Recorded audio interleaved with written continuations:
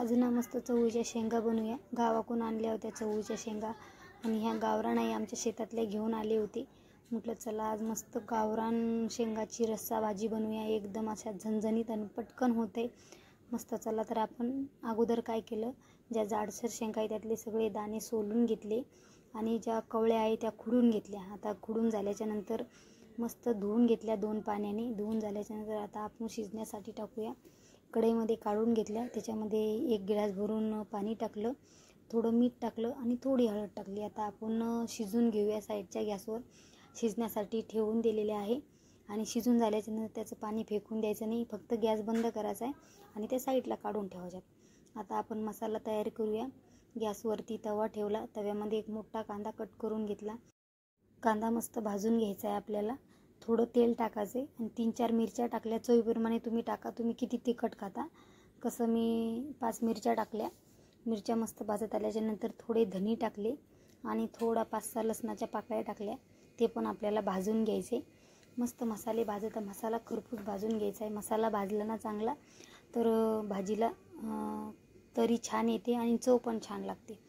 आणि त्याच्यामध्ये परत 2 चम्मच तीळ टाकले आणि ते पण आपल्याला व्यवस्थित भाजून घ्यायचे, कारण की तीळ भाजायला टाईम लागत नाही म्हणून शेवटी टाकले ते तीळ। थोडे भाजत आल्याच्यानंतर थोडे 10-12 मिरे घेतले, ते पण आपल्याला व्यवस्थित भाजून घ्यायचेत मिरे।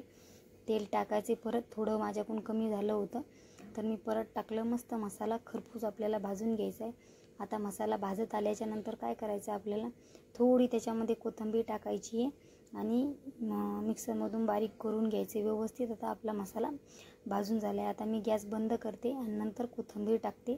तुम्हाला कोथिंबीर काड्या पण यूज केल्या चालत्या कोथिंबीरच्या।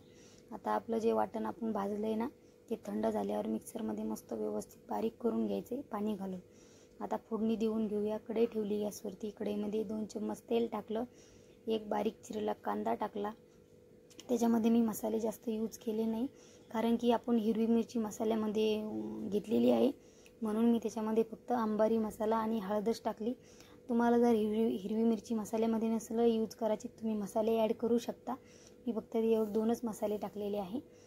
आणि मसाले मस्त तळून झाल्याच्या नंतर आपण जे वाटण तयार केलं होतं ते मस्त आपल्याला त्याच्यामध्ये तेल सुटेपर्यंत तळून घ्यायचं आहे। त्याच्यामध्ये थोडं मीठ टाकले, कारण की शेंगामध्ये पण टाकलेलं आहे, थोडंच टाकायचं आहे। आता मसाले मस्त फिरवत राहायचे, मस्त त्याला तेल सुटायला लागले बघू शकता। मस्त तेल सुटायला लागलं तर समजायचं की मसाले आपले फ्राय झालेत।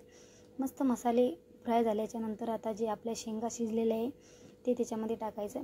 पाणी सगळं टाकून द्यायचे, पाणी फेकून द्यायचं नाही, कारण की शेंगाचं त्याच्यात चव उतरते म्हणून ठेवून द्यायचे। थोडंच पाणी टाकलं मी। आता शेंगा आपल्या ऑलरेडी शिजलेल्या आहे, फक्त आपल्याला उकळी काढून घ्यायची आपल्याला शेंगाची, मसाल्याची जे आपण पाणी ॲड केलं ते। आता मीठ पण टाकलेले, मस्त उकळी काढून घ्यायची। उकळी आल्याच्या नंतर लगेच बारीक चिरलेली कोथिंबीर टाकायची।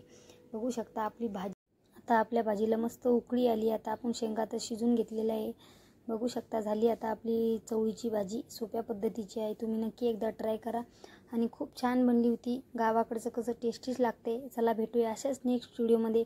माझे व्हिडिओ जर आवडत असेल तर लाईक, शेअर, सबस्क्राईब करायला विसरू नका। धन्यवाद माझा व्हिडिओ बघितल्याबद्दल, आणि कुठून माझा व्हिडिओ बघता नक्की मला कमेंट करून सांगा। Bye bye.